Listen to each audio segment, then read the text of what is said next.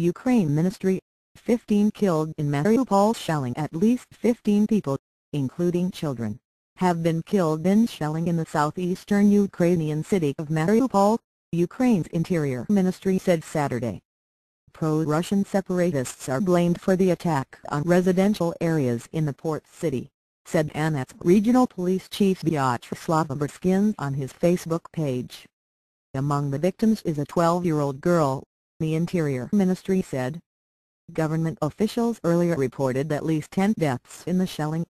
Some 46 people have received shrapnel wounds.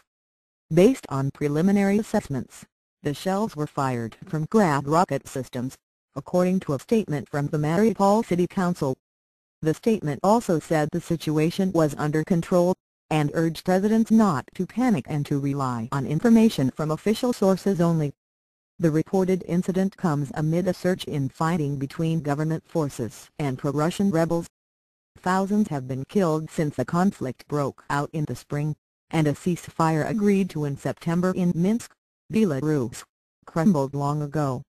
Callous disregard for human life. U.S. officials took to Twitter to condemn the latest violence.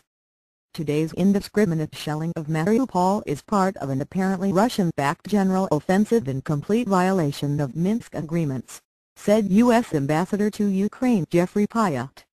Russia's escalation continues. Kremlin's callous disregard for human life include Russian soldiers on full display in Ukraine, said Daniel Batter, U.S. Ambassador to the Organization for Security and Cooperation in Europe (OSCE).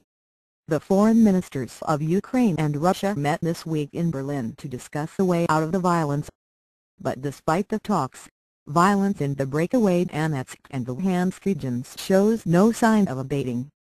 Thursday's shelling of a transit stop in Donetsk city, an attack that Ukraine's defense ministry blamed on rebels, killed 8 civilians, according to state news reports. But Ukrainian troops have come under heavy fire, as well. That includes 115 attacks in a recent 24-hour period that killed 3 troops and wounded 50 more, Ukrinform, the Ukrainian national news agency, reported Friday.